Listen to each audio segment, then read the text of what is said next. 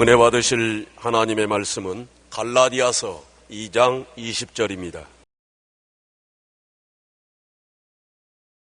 내가 그리스도와 함께 십자가에 못 박혔나니 그런즉 이제는 내가 사는 것이 아니요 오직 내 안에 그리스도께서 사시는 것이라. 이제 내가 육체 가운데 사는 것은 나를 사랑하사 나를 위하여 자기 자신을 버리신 하나님의 아들을 믿는 믿음 안에서 사는 것이라. 아멘.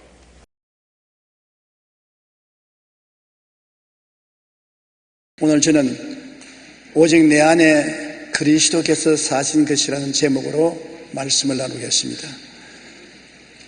제가 불광동에서 교회를 개척해서 겨우 몇 사람의 성도가 모인 중에 김수미라는 자매님이 교회에 출석했습니다. 일찌감치 청춘 과부가 되어서 외아들을 기르는 자매님인데 행상을 하고 있었어요. 전도를 받아서 교회에 나와서 예수를 믿고 그렇게 기뻐할 수가 없어요.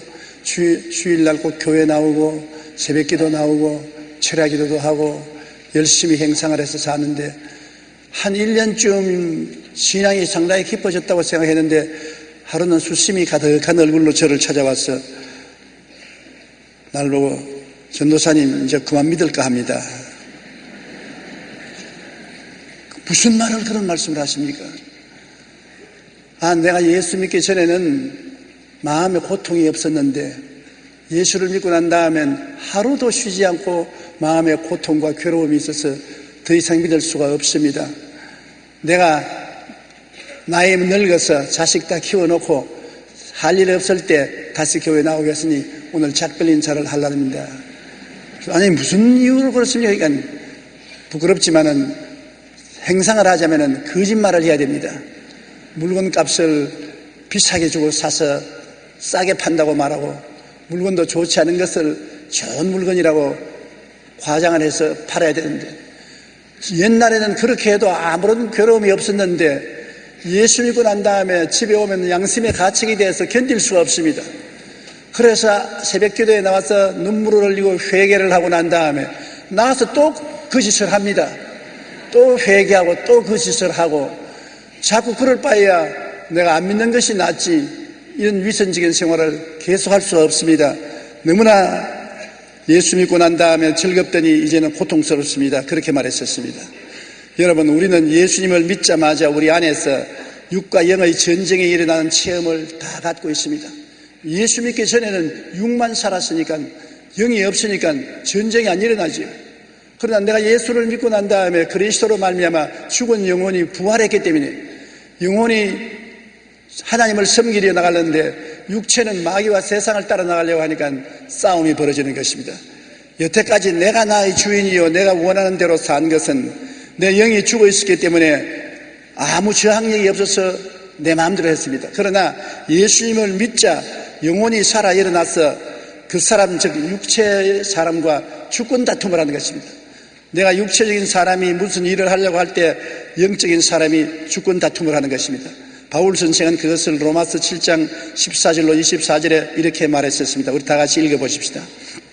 우리가 율법은 신령한 줄 알거니와 나는 육신에 속하여 죄 아래 팔렸도다. 내가 행하는 것을 내가 알지 못하노니 곧 내가 원하는 것은 행하지 아니하고 도리어 미워하는 것을 행함이라. 만일 내가 원하지 아니하는 그것을 행하면 내가 이로써 율법이 선한 것을 시인하노니 이제는 그것을 행하는 자가 내가 아니요 내 속에 거하는 죄니라. 내 속 곧 내 육신에 선한 것이 거하지 아니한 것을 아노니 원함은 내게 있으나 선을 행하는 것은 없노라. 내가 원하는 바 선은 행하지 아니하고 도리어 원하지 아니하는 바 악을 행하는도다. 만일 내가 원하지 아니하는 그것을 하면 이를 행하는 자는 내가 아니라 내 속에 거하는 죄니라. 그러므로 내가 한 법을 깨달았노니 곧 선을 행하기 원하는 나에게 악이 함께 있는 것이로다. 내 속 사람으로는 하나님의 법을 즐거워하되 내 지체 속에서 한 다른 법이 내 마음의 법과 싸워 내 지체 속에 있는 죄의 법으로 나를 사로잡아 오는 것을 보는도다. 오라 나는 곤고한 사람이로다. 이 사망의 몸에서 누가 나를 건져내리야. 사도 바울 선생이 기록하는 것입니다. 그 개인의 생애 속에 체험한 체험담인 것입니다. 내 속 사람으로는 하나님의 법을 즐겨가는데 내 그 사람은 세상과 마귀를 좋아해서 따라간다. 이 두 사람이 내 속에서 맹렬한 싸움을 하고 있으니 그가 갈라져서 고통을 당하고 있다. 오라 나는 공고한 사람이로다. 이 사망의 몸에서 누가 나를 건져내려고 탄식한 것입니다. 어느 알코올 중독자는 이렇게 고백했습니다. 아무리 술을 먹지 않으려고 마음으로 노력하고 결심해도 술의 엄청난 유혹과 무자비한 욕망을 이길 수가 없다. 제가 불광동에서 유화문 씨라고 한경북도 북청에서 피난온 분인데 10년 동안 알코올 중독자로서 한시도 빼지 않고 술을 먹습니다. 그가 지나가면 술똥 냄새가 나는 것입니다. 근데 그 부인이 교회에 나와서 예수 믿고 난 다음 그와 저와 석 달을 위해서 기도를 하는데 석 달을 기도해도 그는 교회에 따라 나와서 기도를 하니 술맛이 더 있다고 큰 소리를 치고 아주 절망지게 했었습니다. 절대 자기 힘으로 술을 끊을 수가 없어요. 그런데 석 달 이후에 하나님 성령이 역사하니까 아주 짐승처럼 꿀꿀거리면서 기절을 해서 쓰러져 있어요. 그래서 부인이 빨리 집에 와서 도와달라고 해서 가니까는 굴굴굴 돼지같이 굴거리면서 아주 눈을 뒤집고 몸부림을 치는 것을 예수 이름으로 기도하고 찬송을 부르고 안수해주고 나니 잠이 드는 것을 보고 봤는데 그 하루 만에 깨끗이 알코올 중독에서 노예남을 받는 것을 보았습니다. 자기 힘으로는 도저히 안 돼요. 힘으로도 안 되고 능으로도 안 돼요. 하나님이 역사해야 알코올 중독에서 이겨낼 수 있는 것입니다. 마약으로 인한 약물 중독자도 이렇게 절규했습니다. 나는 마약의 악마적인 요구를 나의 정신력으로는 도저히 의지로 이겨낼 수가 없습니다. 내 인생은 마약의 노예이며 놀이개입니다. 마약하는 사람, 마약의 놀이개요, 노예인 것입니다. 그 악마적인 요청에 이겨낼 수 없습니다. 도박하는 사람도 마찬가지입니다. 도박에 잡혀놓으면 가산 다 탕진하고 부모, 형제, 자식도 눈에 안 보입니다. 미쳐버린 것입니다. 그 욕구에 도저히 대항해서 이길 수가 없는 것입니다. 몇 해 전 통계에 의하면 우리나라의 성인 중 5명 가운데 1명이 알코올 중독자이고 마약 중독자 수가 무려 30만 명 이상이 된다고 하는 것이니 얼마나 고통을 당하는 사람이 많습니까? 최근 일어났던 살인사건 가운데 남자의 85%, 여자의 38%가 범행 당시 술에 취하고 있었다고 말하셨습니다. 술이 취해서 제정신이 아닌 가운데 사람을 죽였어요. 술과 마약은 처음엔 쾌감을 주나 그 후에는 양심을 마비시키고 인격을 중독시켜 인생을 결국 파멸로 이끌어가는 것입니다. 왜 이런 일이 일어나는 것입니까? 이런 일은 우리 육신이 죄와 마귀의 종된 사람이기 때문인 것입니다.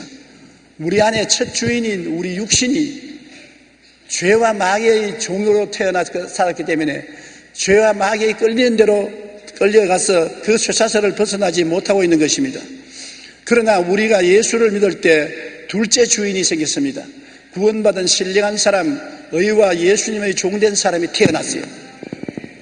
죄의 무덤에 잠겨 있다가 죽었다가 예수 그리스도로 말미암아 부활해서 살아난 것입니다. 그러니까 한 몸에 새로운 주인이 들어왔어요.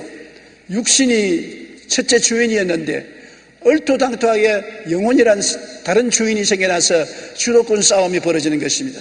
에베소서 1장 7절에 우리는 그리스도 안에서 그의 은혜의 풍성함을 따라 그의 피로 말미암아 속량꽃 죄사함을 받았느니라. 보혈로 죄사함을 받고 영혼이 살아났지요. 로마서 6장 6절로 7절에 우리가 알거니와 우리의 옛사람이 예수와 함께 십자가에 못 박힌 것은 죄의 몸이 죽어 다시는 우리가 죄에게 종노릇 하지 아니하리 함이니 이는 죽은 자가 죄에서 벗어나 의롭다 하심을 얻었나니라. 예수와 함께 그 사람을 십자가에 못 박고 속 사람이 일어나서 의롭다함을 잊고 주님을 따라서 살겠다고 하니까 그 사람이 가만히 있습니까? 반발을 하지요.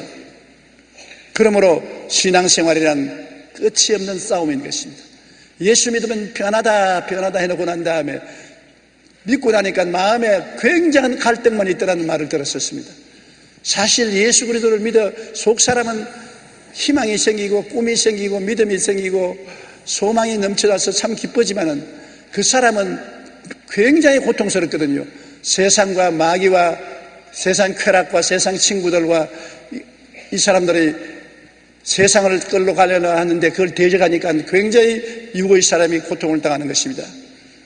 처음 신앙인은 거듭나서 천국인이 되었으나 반은 육의 사람이고 마귀와 죄를 따라가고 반은 영적 사람, 그리스도의 의와 성령을 따라가는 사람이 되어서 내 몸이 반쪽이 났어요.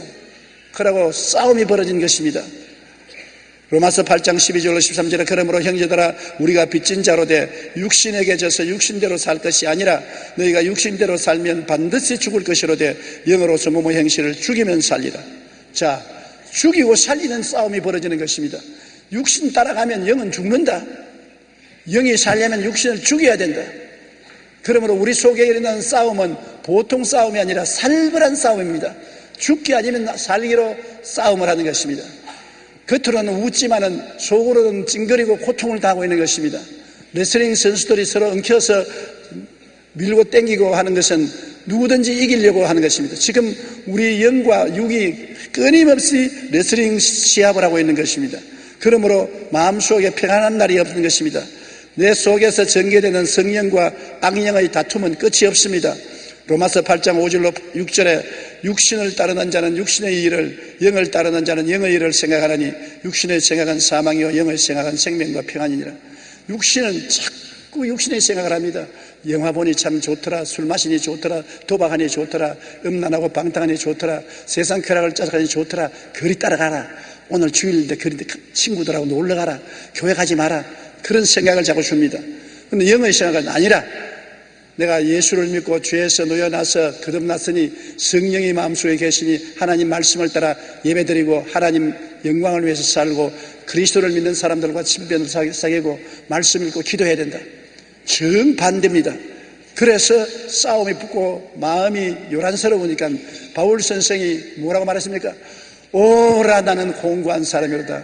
이 사망에 오면서 누가 나를 건져내랴. 사람의 힘으로 건져낼 수 없는 것입니다.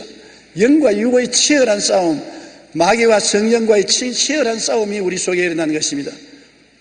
한 인디언 노인이 손자에게 삶에 대한 일을 가르쳤습니다. 노인이 손자에게 이렇게 말하셨습니다. 마음속에서 늘 싸움이 일어난단다. 그 싸움은 너무나 끔찍한 싸움이어서 마치 두 마리 늑대가 싸우는 것과 같단다.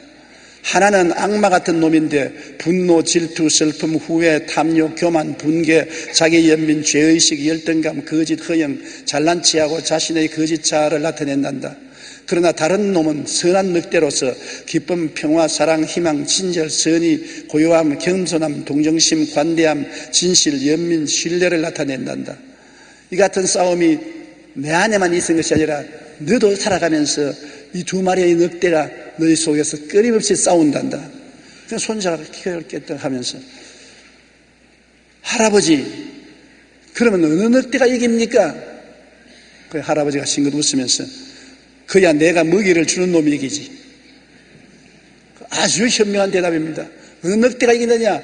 나쁜 놈은 늑대에게 먹이를 주면 그 힘을 얻어가지고 나쁜 놈은 늑대가 이기고, 좋은 늑대에게 먹이를 주면 좋은 늑대가 힘을 얻어서 나쁜 늑대를 굴복시키는 것입니다. 우리 마음속에 육에 자꾸 양식을 먹입니다. 육을 따라서 세상을 따라가고 쾌락을 따라가고 술 취하고 방종하고 방탕하면 육을 자꾸 키워주는 것 때문에 육이 힘을 내어서 영을 뒤엎어버리죠. 그러나 우리가 회개하고 말씀 읽고 기도하고 예배 참석하고 성도와 교통이 많아지고 하나님과 동행하면 영을 자꾸 먹여주는 것이기 때문에 영이 힘을 얻어가지고서 육을 눌러버리고 육을 승리하게 되는 것입니다. 우리가 어느 편을 먹여주는가에 따라서 우리의 인생이 달라지는 것입니다. 우리 신앙생활 속에서 정의되는 선과 악, 성령과 악령의 다툼으로 인한 끝없는 싸움은 자신 안에서 벌어지는 이러한 싸움으로 바울은 오라 나는 공고한 사람이로다 라고 탄식했던 것입니다. 육과 영이 각각 50% 차지하면 꽤 잘한 성도지요. 육이 한 50%, 영이 한 50% 싸움이 근사근사한 싸움이 되면 그래도 꽤 잘한 성도인 것입니다. 영이 한 70% 하면 꽤 장성한 성도가 되지요. 물론 100% 영이 점령하면, 그리스도가 내 마음에 100% 거하면 완전한 승리가 되지요. 그러므로 우리의 신앙생활이라는 것은 영이 점점 자라고 육을 자꾸 죽이고 성령이 우리 마음을 더 점령하고 악령을 자꾸 쫓아내고 예수 그리스도가 주인이 되고 우리는 예수 그리스도의 종이요 시정이요 모섬이요 일꾼으로 변화되는 것이 신앙이 자라는 것입니다. 빌립보서 1장 20절로 21절에 나의 간절한 기대와 소망을 따라 아무 일에든지 부끄러워하지 아니하고 지금도 전과 같이 온전히 담대하여 살든지 죽든지 내 몸에서 그리스도가 존귀하게 되게 하려 하느니 이는 내게 사는 것이 그리스도니 죽는 것도 유익이라. 이렇게 되면은 100% 성장한 사람이 되는 것입니다. 살든지 죽든지 내가 예수 그리스도를 따라가겠다. 내가 사는 것이 그리스도니 죽는 것도 유익이다. 이 정도 되면은 육이 꼼짝 못합니다. 세상과 마귀가 어찌할 도리가 없습니다. 그러나 그러지 않고 내가 사는 것이 세상도 있고 하늘나라도 있고 내가 존재하는 것이 육도 있고 영도 있고 그렇게 되면 끊임없는 투쟁과 마음의 갈등과 고통이 있습니다. 매일매일 회개하고 그 다음날 또 그 죄 짓고 또 회개하고 그 죄 짓고 그렇기 때문에 어떤 생각이 나냐면 마귀가 와서 너는 구원받을 수 없다. 너는 천당 못 간다. 그래서 낙심해서 교회를 떠나는 사람이 있는 것입니다. 우리는 일단 예수를 믿음으로 영원히 죄는 용서함 받는 것입니다. 우리 마음의 싸움은 성결의 싸움인 것입니다. 얼마나 더 거룩하게 되느냐 30%, 70%, 100% 거룩하게 된 싸움인 것입니다. 우리 구원의 전쟁은 예수님이 전쟁해 주셨습니다. 예수님이 우리 위해서 십자가에 못 박여 우리의 원죄와 자범죄를 영원히 다 갚아버리셨습니다.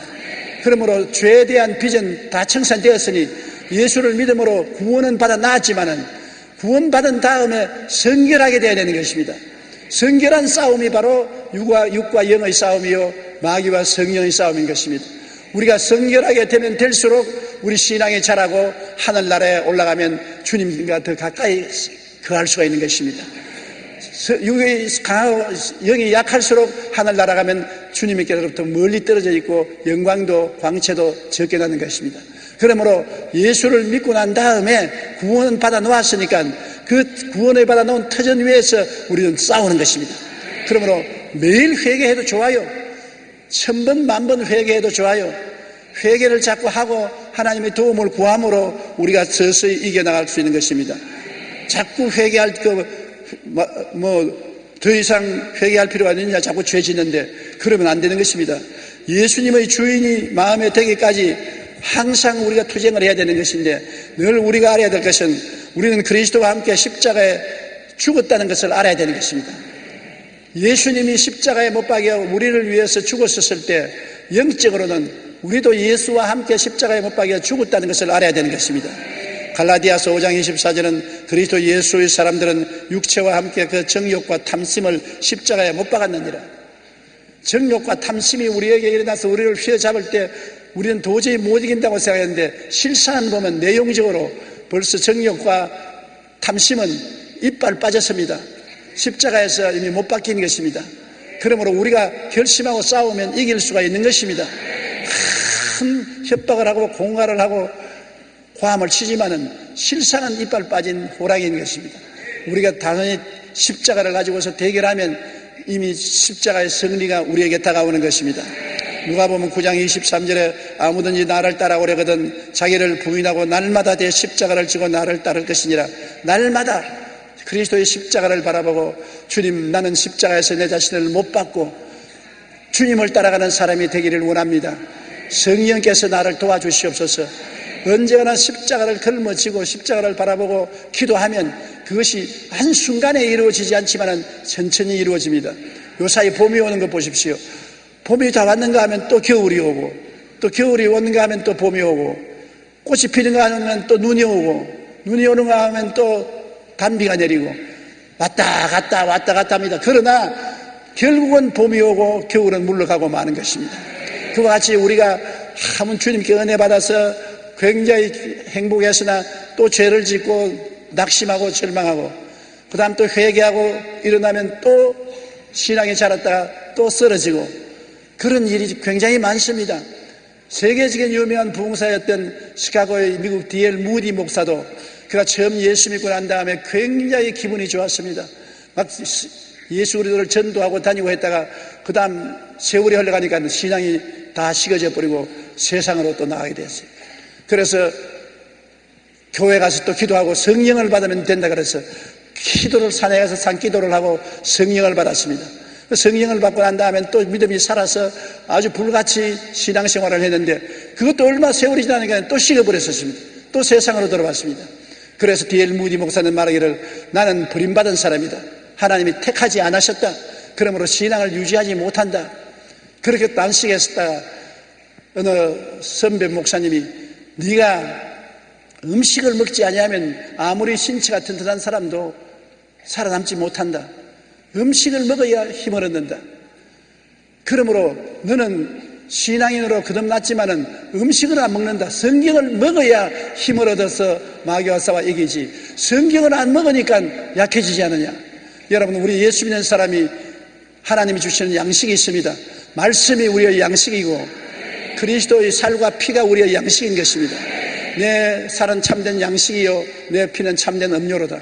그러므로 우리가 하나님 말씀을 먹고 성찬을 부지런히 떼야 되는 것입니다. 사실 우리 개신교에서는 성찬을 등한히 하는 사람들이 많습니다. 그것은 영양실조에 걸리는 것입니다. 캐톨릭 교회에서는 말씀은 등한히 하는 교인들이 많은데 성찬은 매주일마다 떼니까 성찬의 양식을 먹습니다. 성찬이 영적 양식이에요. 이 깨어진 몸과 흘리신 피가 여러분에게 영양분을 공급해서 영적으로 살아나게 하고 말씀을 읽어야 영적으로 살아나게 되는 것입니다. 그렇기 때문에 우리의 신앙생활이 강하게 되려면 반드시 말씀을 읽고 성찬에 참여해야 되는 것입니다. 모일 때마다 말씀을 읽고 성찬에 참여하면 영양이 튼튼해져서 이길 수가 있는 것입니다. 암 환자가 죽는 것은 대다수 영양실조가 돼서 죽는다고 합니다. 암이 걸려서 아프니까 이제 난 죽는다고 낙심해서 밥을 안 먹습니다. 입맛도 떨어지고 하니까 기운이 빠지니까 저항력을 잃어버리고 암의 균에 공격하여 죽지요. 모든 병이 결국은 영양실조로 저항력을 잃어버리기 때문에 병에 쓰러지는 것입니다. 강제로라도 먹고 억지로라도 먹어야 되는 것입니다. 살기 위해서 투쟁하고도 먹어야 되는 것입니다. 그래서 몸에 힘이 있어야 저항력이 생기는 것입니다. 그와 같이 성경은 읽기 싫어도 읽어야 되는 것입니다. 몰라도 읽어야 돼요. 창세기 출애굽기는 좀 쉬운데 레위기에 들어가면 제사 예식에 대해서 읽는 것이 괴롭습니다. 그러나 무조건 하고 읽어놓으면 그 글자가 은혜가 되는 것입니다. 그러므로 여러분께서는 성실하게 성경을 읽고 성실하게 하나님 말씀을 묵상하고 성찬에 참여해서 성찬을 엄숙하게 받아들이면 영양실조가 안 되고 힘을 얻게 되는 것입니다. 그래서 그리스도와 함께 우리는 승리할 수 있는 삶을 살 수가 있게 되는 것입니다. 그래서 내가 점령한 나의 삶을 하나하나 예수님께 내놓아야 되는 것입니다. 우리는 제일 처음에는 내가 나를 점령하고 있지 않습니까? 그러나 예수 믿고 난 다음에는 예수 성령께서 우리 속에 들어와서 점점 우리를 점령해 주시려고 하는 것입니다. 그래서 나라는 육체와 성령 예수님과 싸움이 벌어지는 것입니다. 근데 우리가 하나님 말씀을 먹고 성찬을 떼고 성령에 충만해지면 하나님 편에 서서 힘이 생기기 때문에 점점 육체인 나를 굴복시키는 것입니다. 주인이 내가 예수님의 종이요 시종이요 모섬이요 일꾼이 되어야만 되는 것입니다. 내가 주인이 되면 안 되는 것입니다.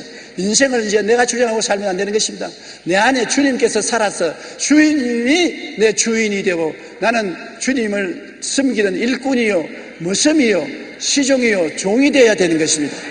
갈라디아서 2장 20절에 내가 그리스도와 함께 십자가에 못 박였나니 그러니 이제는 내가 산 것이 아니요 오직 내 안에 그리스도께서 사신 것이라. 십자가에 함께 못 박여서 그리스도와 함께 죽었으니 이제는 나는 죽은 자요 예수님이 부활해 살아났으므로 예수님이 내 속에서 주인으로 살게 된 것이 사실이라는 것입니다. 진리를 알지니 진리가 너희를 자유케 하리라고. 여러분의 현실은 예수님과 십자가에서 함께 죽은 것이 현실입니다. 그리고 여러분 속에 예수님이 살아있는 것이 사실입니다. 이 진리를 알고 마귀에게 대항해야 되는 것입니다. 나는 그리스도와 함께 십자가에서 못 박혀 죽었다. 이제 내가 산 것은 내가 아니다. 그리스도가 내 안에 사신 것이다. 이제 내가 육체 가운데 사는 것은 나를 사랑하사 나를 위하여 자기 자신을 버리신 하나님의 아들을 믿는 믿음 안에서 사는 것이라. 그렇게 믿음을 강하게 해야 되는 것입니다. 이제 내 속에 나를 사랑하사 나를 위하여 목숨을 버려주신 그 아들 예수님이 사는 것이다.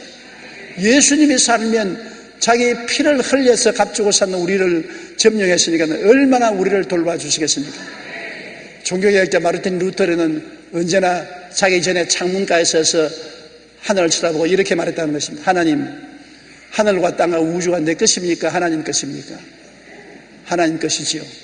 내 일생이 내 것입니까? 하나님 것입니까? 하나님 것이지요. 오늘 이 하룻밤이 내 밤입니까? 하나님 밤입니까? 하나님 것이지요. 그럼 나 안심하고 잘납니다. 우주가 내 것이면 내가 걱정해야 돼요. 인생이 내 삶이면 내가 걱정해야 돼요. 자고 깨는 것이 내 것이면 내가 걱정해야 돼요.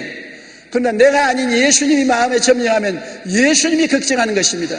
그렇기 때문에 예수님이 수고하고 무거운 짐진 자들아 다 내게로 오라. 내가 너희를 쉬게 하리라. 내 짐을 야훼께 맡겨라. 그래야만 너를 돌보시리라고 말씀하는 것입니다. 내가 주인이 되면 내가 책임을 따져야 되는 것입니다. 그러나 내가 주인이 안 되면, 예수님이 주인이 되면 예수님께서 짐을 다 맡기면 예수님이 맡아서 능력으로 주장해 주시는 것입니다. 우리는 부르짖기만 하면 되는 것입니다. 너희는 내게 부르짖어라. 내가 내게 응답하겠고 내가 알지 못하는 크고 은밀한 일을 보여주리라. 우리는 아는 것이 별로 없습니다. 우리는 내일 일도 모르고 오늘 내 주위에 일어날 일도 모릅니다. 그러므로 주님께 맡겨놓으면 우리가 알지 못하는 비밀한 역사를 이루어 주시는 것입니다. 그렇기 때문에 내가 점령한 나의 삶을 하나도 없이 예수님께 내어놓는 그러한 신앙생활을 해야 되는 것입니다. 예수님께서 나의 주인이 되시면 주인이 그냥 들어오는 것이 아니라 주인은 당신의 소유물을 가지고 들어오시는 것입니다. 의로움을 가지고 들어오시는 것입니다. 우리 죄를 보혈로 다 용서하고 의로움을 주님께서 가지고서 우리 속에 들어오는 것입니다. 또 주님이 우리 속에 들어올 때는 모든 더러움을 다 씻어버리고 성령으로 거룩함을 가지고 들어오시는 것입니다.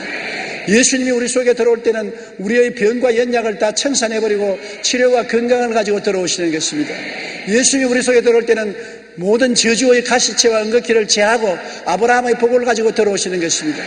예수님이 내 속에 주인으로 들어올 때는 죽어서 부활하시기 때문에 사망과 음부를 멸하시고 영생 복락 천국을 가지고 들어오시는 것입니다. 그러니 내 인생이 얼마나 보배로워지는 것입니까? 아담과 하와가 타락하고 영이 죽고 난 다음 하나님을 잃어버리고 비참한 가난한 사람이 되었습니다. 의도 잃어버리고 죄의 노예가 되고 추함의 노예가 되고 질병의 노예가 되고 저주와 가난의 노예가 되고 멸망과 지옥의 노예가 되어서 비참하게 삽니다. 오늘 사람들은 나는 부자라 내게 부족함이 없다 하는 사람들이 많이 있어도 그것은 겉으로 잠시 있다 사라지는 물질적인 부자요, 영으로는 헐벗고 가난하고 눈멀고 기멀고 벙어리 되고 절망에 취한 사람인 것입니다. 그런데 예수님이 들어오면 이것이 다 달라져 버리고 말아요. 예수님께서는 우리 속에 들어오는 태양처럼 빛을 비치며 들어오셔서 우리에게 의로움을 주시고 거룩함을 주시고 치료를 주시고 아브라함의 복을 주시고 영생 복락 천국을 주시고 우리와 같이 계신 것입니다. 시편 103편 3절 5절에 내 영혼아 야훼를 송축하라. 내 속에 있는 것들아 다 그 성호를 송축하라. 내 영혼아 야훼를 송축하며 그 모든 은택을 잊지 말지어다.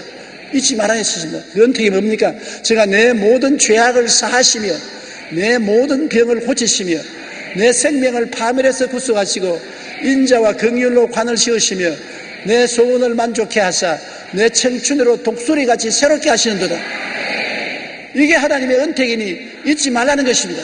예수님이 들어오시면 이러한 역사가 일어나는 것입니다. 주님이 그냥 들어오는 것이 아닙니다. 죄악을 다 청소해버리는 것입니다. 병을 다 치료해버리는 것입니다. 소원을 일으켜 주시고 파멸을 멸하여 주시고 영혼의 잘됨같이 범사의 잘됨에 강건하고 생명을 얻되 풍성하게 얻게 만들어 주시는 것입니다. 고난이 없는 인생은 없습니다. 우리가 살아갈 동안에 여러 가지 시험과 환난과 고난이 다가와도 예수님이 그 고난을 다 변하여 선으로 만들어주는 것입니다. 고난 없는 인생은 찾을 수가 없습니다만 승리하는 인생은 찾을 수가 있는 것입니다. 환난이나 공고나 적신이나 위험이나 기근이나 칼이랴 죽음이랴 우리는 이 모든 일에 우리를 사랑하는 일을 말하면 우리가 넉넉히 이기다니라. 우리는 이기는 삶을 살 수 있는 것입니다. 왜냐하면 승리자 예수님이 우리 속에 와서 계시기 때문인 것입니다. 우리 마음에 주인을 우리가 확실히 모시는 생활이 우리 신앙생활에 가장 중요합니다. 톨스토이는 이런 말을 했습니다. 사람이 성자일수록 자신을 죄인의 괴수라고 하고 도덕적으로 겸손하게 산다는 것입니다. 영락교회 한경직 목사님이 상급을 받았을 때 기자가 물었었습니다. 일평생 신앙생활을 어떻게 하셨습니까? 나는 죄 덩어리요. 죄밖에 지은 것이 없습니다. 한경직 목사처럼 겸손하고 거룩하고 착하게 사는 분이 자기 일생은 죄 덩어리라고 말했었습니다. 그것은 신앙이 깊을수록 도덕적으로 겸손하게 말하며 저는 죄의 덩어리라고 말합니다. 그러나 적당하게 나쁜 사람은 자신은 다른 사람과 비교해서 별로 나쁘지 않다고 합니다. 내가 뭐 그런 나쁘냐? 다른 사람도 다 이렇게 사는데. 그리고 고약한 사람은 내가 사는 것이 바르게 사는 것이지 누가 바르게 사느냐? 내가 사는 것이 바르게 산다. 그러므로 사람의 말을 들어볼 때 자기가 올바르게 살고 자기가 바르게 산다면 고약한 놈인 줄 아십시오. 그러나 나 다른 사람과 비교해 봐서 나 다른 사람보다 별로 나쁘지 않다. 다른 사람처럼 산다. 그거는 중간쯤 나쁜 사람인 줄 알고. 교회 열심히 나오는 장로님, 권사님, 목사님이 나는 죄 덩어리입니다. 나는 죄밖에 없어요. 그저 하나님 사랑과 자비로 삶을 하면 신령한 사람인 줄 아십시오. 겸손하고 자기를 아는 사람이겠습니다. 우리는 정말 죄 가운데서 어머니 뱃속에 잉태했습니다. 왜냐하면 아담은 죄를 우리에게 상속으로 주었었습니다. 아담의 피를 받은 사람은 뱃속에서부터 원죄를 걸머쥐고 태어나서 일평생을 살면서 지은 것은 죄밖에 없습니다. 죄 덩어리요. 우리의 힘으로 절대로 씻고 씻어도 정결하게 될 수가 없습니다. 예수님의 보혈이 오면은 청산을 해버리죠. 나의 죄를 씻기는 예수의 피밖에 없네. 그리스도의 피밖에 없습니다. 갈보리산 십자가에서 예수님이 내 죄를 걸머쥐고 하나도 없이 고통을 통해서 다 청산해버리고 내가 다 갚았다 하고 세상을 뜨신 것입니다. 그래서 주님이 죽어서 무덤의 감옥에 들어갔다가 사흘 만에 죄를 다 털어버리고 감옥에서 나와서 부활하신 것입니다. 그러므로 예수님 밖에는 우리를 용서하고 의롭게 할 자가 없는 것입니다. 내 힘으로 조금이라도 거기에 보태고 빼려고 하면은 나쁜 사람입니다. 하나님의 공로를 의지하지 않은 사람인 것입니다. 우리는 전적으로 예수님을 의지해서 구원을 받았으니 이제 구원받은 사람답게 사는 것이 우리의 싸움인 것입니다. 구원받은 사람인 영적인 사람이 구원을 아직 받지 못한 육적인 사람과 끊임없이 싸우는 것입니다. 이 싸움은 이미 이겨놓은 싸움인 것이, 왜냐하면 예수님이 우리 육을 데리고서 십자가에 못 박았기 때문에 이미 우리는 이겨놓은 싸움을 싸우는 것입니다. 그래도 자꾸 달라드는 것입니다. 한평생에 육을 입고 사는 이상 육은 우리에게 도전하고 도둑질하고 죽이고 멸망시키려고 덤벼드는 것입니다. 그러므로 우리는 하나님 말씀을 읽고 기도하고 성령 충만하고 성도와 교제를 하고 성찬 떼고 하나님께 감사하면서 영을 자꾸 먹여서 영이 자라서 육체를 눌러버리고 이기는 신앙생활을 하게 되기를 주님 이름으로 축원합니다. 일본의 유명한 신학자였던 우찌무라 간조는 결심이란 제목의 글에서 이렇게 말했습니다. 결심을 하는 것은 결심을 깨뜨리는 것과 같다고 말했었습니다. 사람이 결심을 하는데도 아무리 결심을 해도 결심은 다 깨어진다는 것입니다. 사람은 그 마음으로 결심하여 아무것도 할 수가 없습니다. 일을 이루시는 분은 오직 하나님 뿐이십니다. 우리는 다만 하나님께 의지할 따름입니다. 하나님께 십자가를 통해서 의지해야 되는 것입니다. 하나님이 성령이 와서 붙들어 주어야 일이 되는 것입니다. 내가 결심을 해도 또 그 결심은 깨어집니다. 또 결심을 해도 또 깨어지는 것입니다. 안 하는 것보다는 낫지만은, 그러나 자꾸 깨어지면 낙심하는 것입니다. 우리가 죄를 짓고 불의하고 추악하고 버림을 받아야 마땅한 인간이지만은 우리가 힘이 없으니까 천지를 지으신 하나님 아버지께 나가서 간구하는 것입니다. 예수님 이름으로 도움을 구하면 하나님의 성령이 오셔서 우리를 도와주는데, 알코올 중독자가 자기 힘으로 알코올 중독에서 놓여나지 못하지만은 하나님이 오시면 놓아주고, 아편 중독자가 자기 힘으로 아편에서 놓여나지 못하지만은 하나님이 오시면 도와주시고, 도박광이 자기 힘으로는 도박에서 놓여나지 못합니다. 제가 젊을 때 목포에 가서 부흥회를 했는데 헌금 거둘 때 집사님 한 분이 헌금통을 가지고 나오는데 양 10손가락이 다 없어요. 몽당손이에요. 그래서 내가 목사님이 물었습니다. 저 집사님과 10손가락이 다 없이 몽당손입니까? 목사님 말도 마십시오. 저 사람은 목포가 다 아는 도박꾼입니다. 도박을 해서 살림을 탕진하고 형제들 살림까지 다 탕진하고 형제들이 모여가지고서 그 짝도에다가 손을 넣어가지고서 잘라버렸었습니다. 붕대를 감아서 낳을 때가 기다리니 낳고 나니까 그 몽당손으로 또 도박을 합니다. 그래서 부인 보고 돈 안 빌려온다고 늘 부인을 때리는데 부인이 교회에 와서 숨어 있다가 잡혀서 무등산으로 끌러 올라가서 그 산에서 바위 위에서 밀어내리려고 옷도 내가 도박하는 데 써야 되겠다. 옷도 벗어라. 옷을 다 빨가벗겨 놓고 할 말 있으면 마지막 말하고서 내가 너를 밀어버리겠다. 그런데 내가 한 번 기도하고 가겠다고. 하나님 아버지, 내가 이 사람에게 시집 와서 나는 예수 믿고 구원받았으나 이 사람은 도박의 종이 되어서 이렇게 폐인이 되었는데 구원받지 못하게 하고 가는 것이 한입니다. 하나님, 나는 죽지만은 내 마지막 기도를 들어서 이 사람이 구원받아 새 사람이 되도록 해 주시옵소서.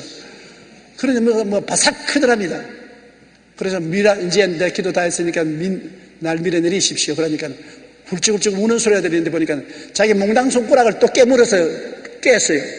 피를 흘리면서 울면서는 말이에요. 여보, 당신 기도를 들으니까 내 마음이 녹아진다. 내 힘으로 도박을 없앨 수가 없다. 아무리 애를 써도 안 되고 아무리 노력해도 안 된다. 당신이 나를 위해서 기도해주면 내가 살아나겠다. 그래서 그 자리에서 부인이 남편을 안고 바위 위에서 기도를 하고 교회를 데려와서 철야 기도하고 금식 기도하고 깨끗이 도박에서 해방되어 가지고서 그 교회 집사가 되었어요. 하나님의 능력이 아니면 도박이 형제들이 모여서 손가락을 다 잘라버려도 안 되는 것입니다. 우리 예수 믿는 것은 인간의 노력으로 믿는 것이 아닙니다. 하나님의 능력으로 믿는 것입니다. 이는 힘으로도 되지 아니하고 능으로도 되지 아니하되 오직 나의 영으로 되나니라고 말씀한 것입니다. 그래서 예수님이 우리 믿는 자에게 성령을 보내주신 것입니다. 성령이 우리와 같이 계십니다. 그리스도 예수에는 생명의 성령의 법이 죄와 사망의 법에서 너를 해방하였다고 말한 것입니다. 그렇기 때문에 항상 우리는 성령님을 의지해서 성령님의 도움을 받아서 살아야 되는 것입니다. 그렇기 때문에 늘 기도해야 돼요. 아침에도 기도해야 되고 점심때도 오후에도 저녁에도 하나님 성령이시여 예수 그리스도 이름을 위해서 거룩하게 살게 도와주시옵소서. 성령이 나를 도와주시옵소서. 성령의 도우심이 없이는 나는 아무것도 할 수 없습니다. 성령이 여러분을 도와주셔서 성령은 거룩하고 성결하게 살 수 있도록 만들어주고 분량에 충분히 자란 성도가 되게 만들어 주실 것입니다. 예수님이 나의 주인이 되시면 되신 만큼 참 평안과 기쁨과 천국의 소망과 확신이 들어오고 마귀와 죽음에 대한 담대함이 생겨나는 것입니다. 성령으로 말미암아 예수님이 마음속에 충만히 거하게 된 여러분 되시기를 주님 이름으로 축원합니다. 다 같이 고개 숙여 기도드리겠습니다. 사랑이 많으신 우리 아버지 하나님, 우리는 예수를 믿고 난 다음에 우리 마음속에 끝없는 싸움이 일어나고 있는 것입니다. 초신자일 때는 싸움이 더 맹렬하나 점점 신앙이 자라면 싸움에 일방적인 승리를 하기 때문에 점점 더 평안이 다가오는 것입니다.